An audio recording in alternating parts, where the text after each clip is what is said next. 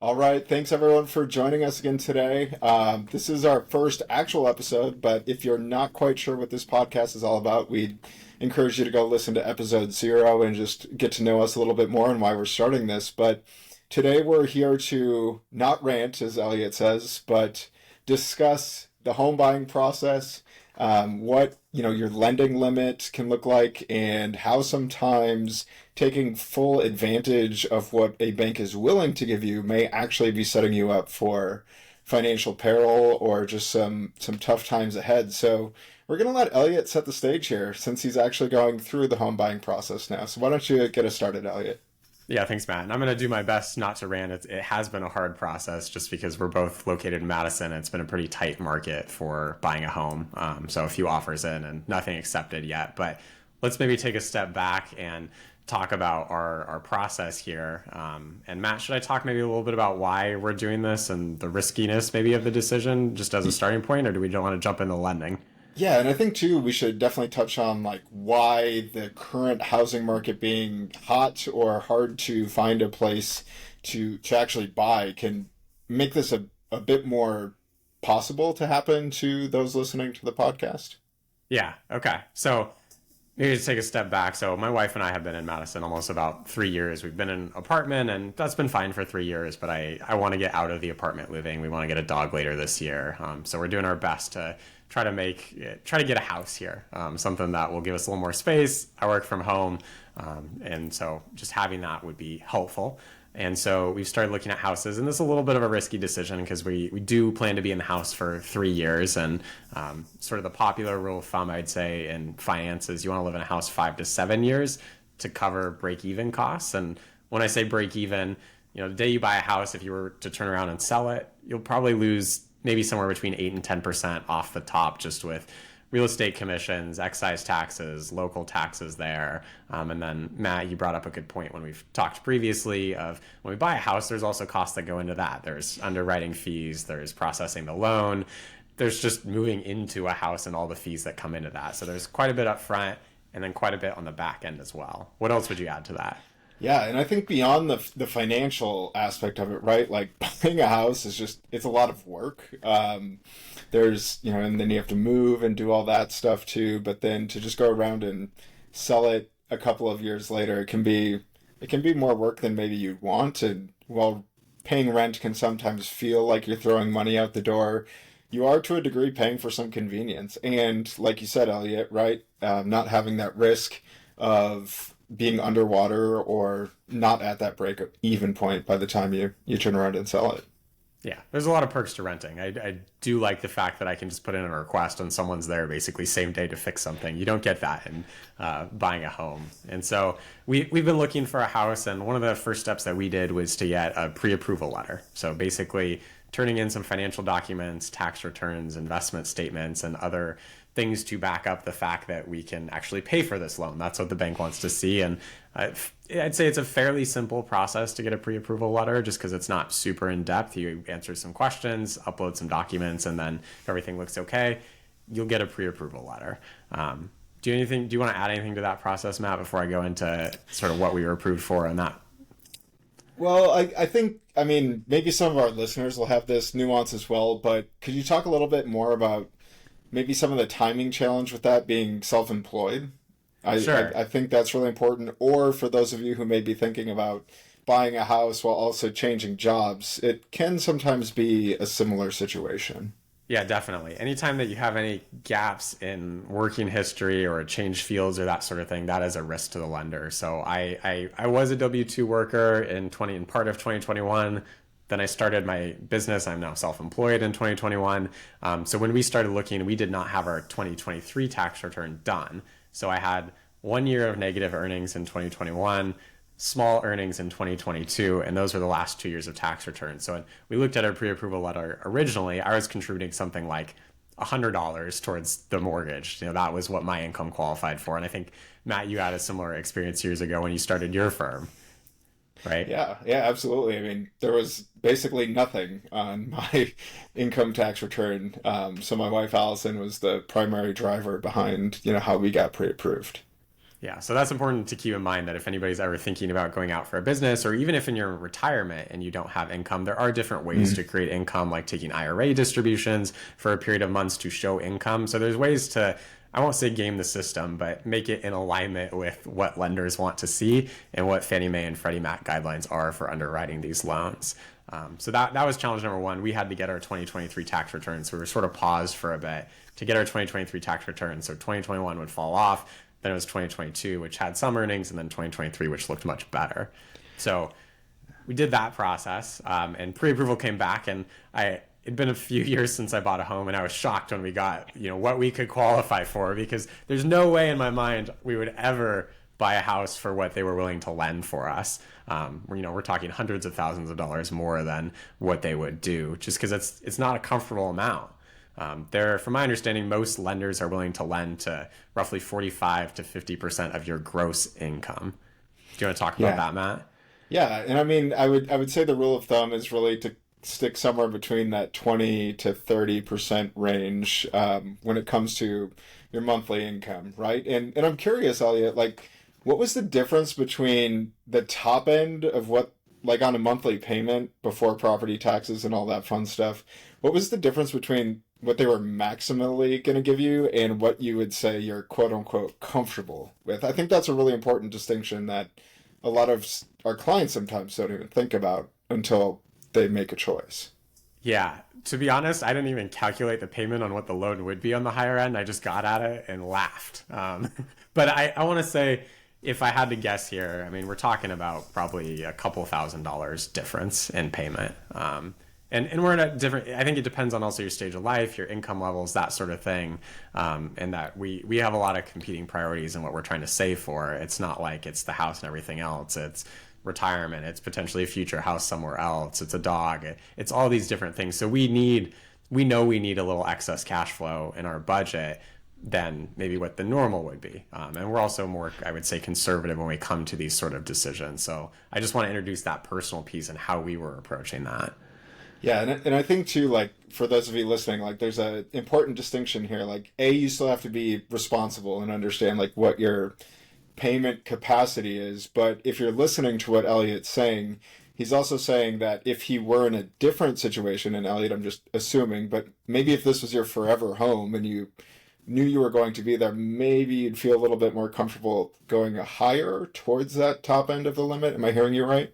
Potentially, or if we were older and let's say retirement was more in the bag, like, hey, that's covered now. We feel like there aren't so many competing priorities. I think that's something to keep in mind. Stage of life, maybe you can go higher on the budget, or you really love the home, or your incomes will grow, or there's different reasons that you might want to go higher. And I know that's like, we're experiencing that.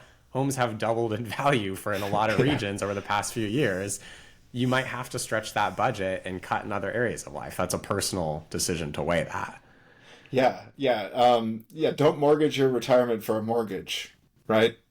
I mean, a great way usually to we put say it. that about some other, anecdotal thing, like your kids' college education or something like that. But in this case, it's very, very synonymous.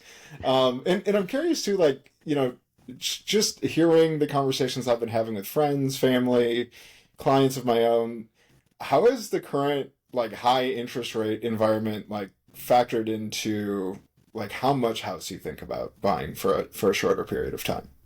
It's definitely a factor. I mean, when we started looking, we're getting quotes somewhere between 6.5% and 7%. And I will say rates a month ago bounced around quite a bit. So I was talking to lenders pretty frequently to be like, hey, where are we with rates? Because that difference is maybe $100 or $200 or less. It's going to depend on the size of the loan and what house we ended up getting. But it's not an inconsequential amount. One week it could be $100 less, and the next week it could be $100 more. So that does affect the offers that we're putting in and the top end of our budget. Yeah, and two, I just want to point this out, especially for first-time home buyers who haven't gone through like the offer and accepted offer and closing process. But if you have a distant closing date, you may not actually be able to lock in your rate until you get within 60 days of closing. What would your mortgage look like for that, Elliott? What is their closing term? And we can expand on that for sure. Yeah, so my understanding, and I don't have my notes in front of me, but we ran into this where one of our offers, we did offer a rent back for a certain period of time.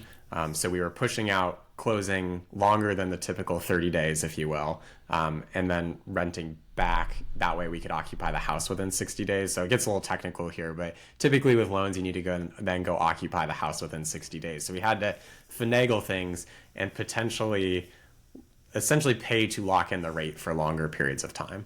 It wasn't a ton of money in the grand scheme of what we're doing with the house, but it was more fees on top of that. So 30 days, I think you got the standard, and then you'd pay an extra, I don't remember exactly what it was, to then go another 15, then another 15, and I think it was every 15 days with the one lender I talked to. Yeah. And so just for those of you listening who might be in the home buying process, like just understand that if rates were to go up, that could mean a higher monthly payment, and if rates were to go down, you'd be benefiting from that. But who's to say what's going to happen in the next 30 to 60 days? And I think that's another argument in the bucket for not pushing to the top of what they're going to approve you for, because ultimately your monthly payment could change just by virtue of a higher interest rate.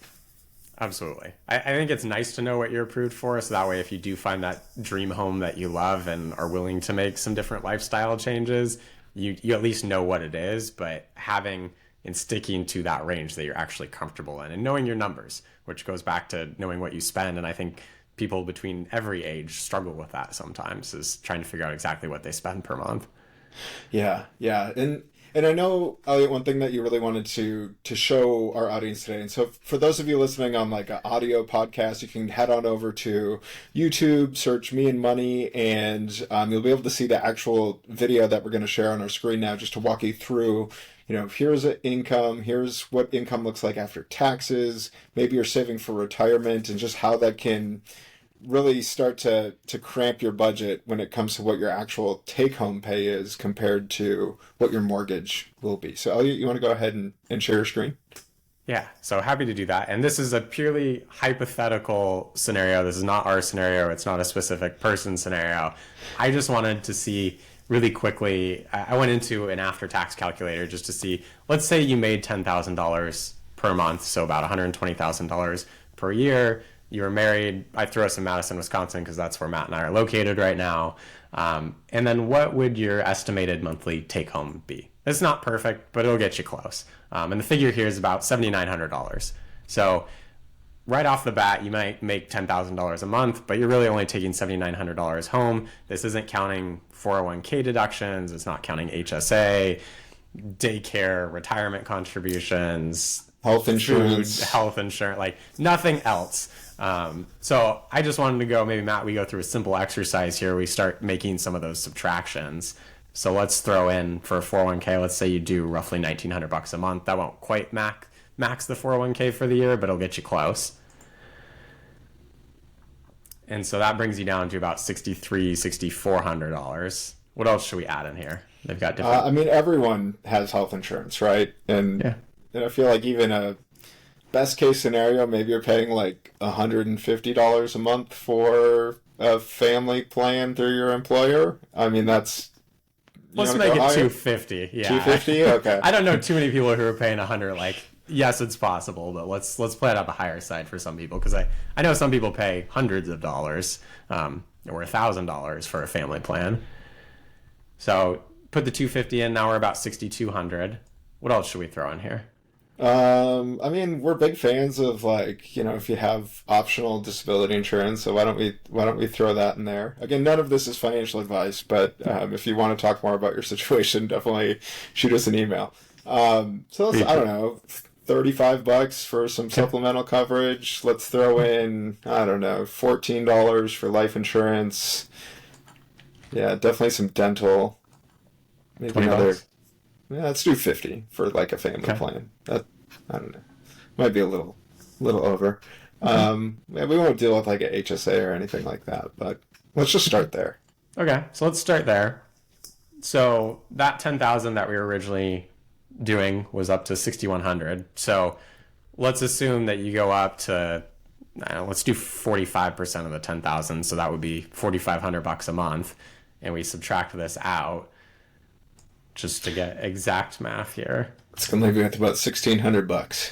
$1,600 for everything, which Yeah, so that's groceries, that's car payment. I think we could do a whole nother episode on cars. Allison and I just had to buy a car, but nowadays you're lucky to not have $300 or $400 a month as a car payment. And when you start to add all those things up, I mean, you can really quickly find yourself with less than 10% of your actual gross income left to pay the rest of the bills. Not to mention, you're going to have property taxes and insurance for the house and upkeep as well.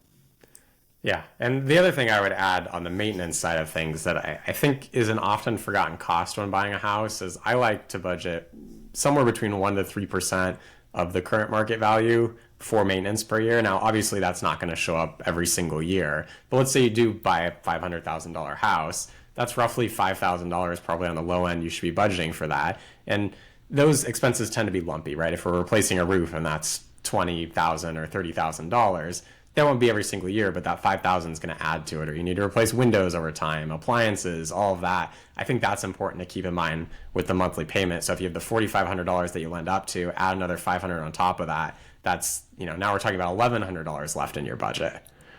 Yeah. And another unique challenge that you've been having in this hotter market, right, Elliott, is the offers with less inspections or less contingencies tend to be the ones that get taken first. That's obviously very advantageous for the home seller. But if you think about that, right, if you're maxing out what you can spend before you think about groceries and maybe a car loan or maybe student loans are something that you're still dealing with, like all those things can chip away really quickly. And if you still have to go ahead and waive an inspection just to get an accepted offer, you could end up with some pretty hefty repair bills right out of the gate that could really put you below that 8 to 10% of break even that Elliott was talking about. So Elliott, when it comes to inspections, what are some things that people should know about that? Or like, can you just talk about what that process looks like since you're in the thick of it?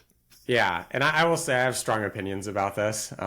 So I would always talk to a realtor that you feel very comfortable with, but I'm not a big proponent of waiving inspections. I know a lot of people are willing to do that. I know some markets you kind of have to get in a house, and we've probably lost an offer because we didn't waive inspection, because there are plenty, if you see a house, there's 10 offers, maybe 1 or 2 waive inspection.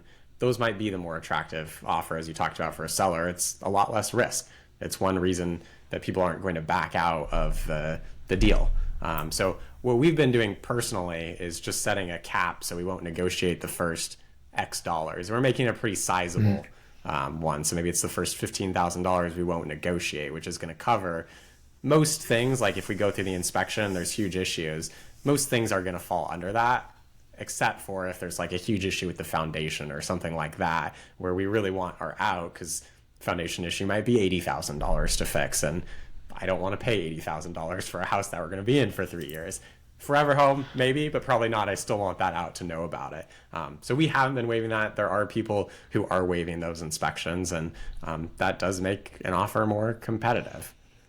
Yeah, and if there are substantial issues, like that can really create issues, even if you get an accepted offer, for actually getting, the financing finalized and pushed all the way through. So, I think too, if you're going into this whole process and you're going to be financing most, if not almost all of the house, like an inspection is much, much more valuable to you than maybe trying to waive that just to get into a house. And quite honestly, the last thing you want this home of yours to be is a big pain in your butt, like the second you open the front door and bring your furniture in. So I think you can just add the fulfillment of owning the house too, if you know where the issues are and you're not getting, slapped with some pretty nasty surprises to start.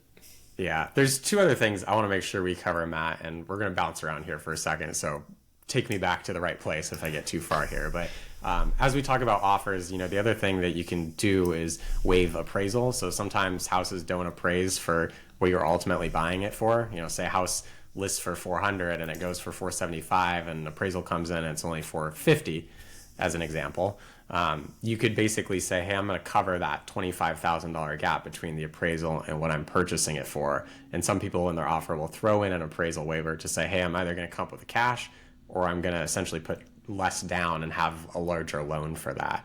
That's another thing that can make offers more competitive that we're also seeing in the market out there that we've been experiencing. Yeah, and I would too, like, obviously talk to your realtor and whoever your lender is to make sure that that's something you can actually do. Because again, if you're leaning heavily on financing, or you don't want to rid of a ton of your cash to do this, you're going to want to make sure that, the bank doesn't need the house to appraise at a certain level to actually, close the loan and get everything going. So I think that's a really good point, Elliott. Great point. I'm glad you said that. And then the other thing I was going to say is we talked about pre-approval earlier, and I'm sort of rewinding here, but I think something else that can potentially make offers more competitive and or give you peace of mind when you go to make an offer is actually having a fully underwritten approval process. So I talked about earlier, pre-approval process is pretty simple. You upload some documents, they look at them, but they don't look at them in depth, is my understanding. And so it's much easier to get that. Some lenders do offer the ability to go through a fully underwritten process, which means they actually look at the documents in depth and say, barring any sort of weird outcomes or strange things that come up between now and the close date, you're set to go. And oftentimes this can expedite things because you're not waiting for them to go through the underwriting process quite as much. It's a simplified process. So instead of taking 21 days or 30 days, you might be able to close in 10 days if you really could get everything in a row, which is obviously attractive from a seller perspective. So that's something to explore often if you're in a tight market like that. So that's a process we went through as well with a lender, just to have peace of mind around the self-employment income and raise those questions now, as opposed to when we're under contract and we already fell in love with a house. Yeah, and I think that's a really good point that I know so much of finance and banking is done on, referral and trust, trusted people that but I think it's really doing yourself a huge favor by shopping around a little bit, whether that's for house insurance, like when you have the house, or when you're looking to get a mortgage, shop around a little bit. And especially with how tight the market is right now, many banks are competing for business just because not as many loans are being written. And you might be able to actually negotiate, a little bit better of a rate or some knocked off closing costs, things like that. So it always pays to shop around, to ask multiple institutions the same questions so you can compare apples to apples. And no pun intended, Elliott. I know that's your last name, but that's what we should have called the podcast. It should have been apples to apples. But anyways, yeah, those are all really good points. Yeah, and you're cracking me up here. I lost my train of thought, but there was, oh man, where did it go? Shopping different places. Oh, yes. Shop different places. And what I was going to say is I'm always one for the best deal. Like I want to shop around, but I think it's also important to figure out who can actually get the loan done. And that's another component is the cheapest rate is sometimes not the one you want to go with. Sometimes it is. But sometimes people are the cheapest, but they don't close on time. And then that risks your closing or other things. So rates are important, but also service, connection to the person you're talking to, and do they actually have a history of getting things done, or are they known in your community for delaying closings, in which case, you probably don't want that to happen. Yeah, now we're going to bring it like full circle back to the start of the process, but that's a really, really good question. I know we're kind of going like shotgun approach here now, Love it. But that was actually a really important thing that I had no idea about as a first-time home buyer a few years ago. And our realtor said, like, you want to go to Rick at this bank because he closes his loans on time. And if the agent sees Rick's name on the loan, they know it's going to get done on time. And that was just like, that was something I didn't think about at all. And I think it's maybe a little bit more true in this cycle of the housing market where things are just so quick to sell and oftentimes above asking price that's like a non-negotiable for sellers at this point, whereas in 2007 2008 it was probably a very different cycle. Like, we don't care how long it's going to take to close, like just get it closed. Yeah. So that's That's a good point. Glad you brought that up. Yeah, and so I think let's tie a bow on this. I know we've talked a lot about like the pitfalls or the negative things that maybe come up in the home buying process, but I think a really fun question that I like to ask my clients too is rather than spending as much as you could on a house, what are some things you would rather do with a little bit lower of a house payment? I know, Elliot, you mentioned a dog and, you like to get the best deal, so maybe the most expensive house isn't the thing for you, but what are some things that you and Molly were thinking about? Like, we don't want to give up this much cash flow for the house so that we can go do these other things. Yeah, I think we're both pretty committed to the house right now. So that's, in the past that would have been a different question, but definitely the dog and budgeting for that later this year. Being away from friends and family, we're making quite a few trips back to Seattle and West Coast and other different areas. So I would say travel is the big thing, and then eating out at restaurants, that's something we both really enjoy. We're pretty settled at the moment, so there's not anything huge, but just making sure that we're still on track for retirement. Yeah. Yeah, I love it. So just be sure to think about those things too when you're going through this process. An extra couple $100 might not sound like a lot, but it can be the difference between being able to take that trip or going and continuing to eat at your favorite restaurants every month. So make sure you're factoring those things in too. I'm curious for you, Matt, how do you answer that question for you and Allison? Well, Elliot, you know me, I'm Mr. Practical over here. So, I like to keep my core expenses to the bare minimum where possible. And yeah, I mean, I grew up in a smaller town where like this is more space than I've ever had. So I just don't think housing's a huge priority for me. I feel comfortable. That could change with children, of course, and we probably will have to upsize a little bit. But yeah, definitely saving for travel. Like we're going to Italy this fall, which, had we spent more on a house would have been probably another year, and then we probably would have kids by that time if everything goes according to plan. So would we actually have been able to travel? Who knows? So that was, we didn't want to really push too much. I think we spent about 75% of what they approved us for when we bought the house. So probably right in that, 25 to 30% range of our income at that time. That'd be an interesting study if they have stats sort of off topic here of like what people ultimately go for. And, they're approved for X amount, but what do they get and how? I wonder how that's changed over time. Yeah. But I digress. Yeah. Yeah. Well, we should save that for when we talk about the car buying process, because let me tell you, there's some interesting sales tactics that go on in those conversations. So I think that's all for today, unless there's anything you want to close with, Elliot. Any last words of wisdom for those searching to buy a house? Good luck. Do your research and enjoy the process and hate it at the same time. Yeah, and Elliot's actually putting an offer in as we record this, so don't let it stress you out while you wait for the answer either. Just you're in the process. Yeah, thanks for joining us, everyone, and we'll see you next time. Enjoy.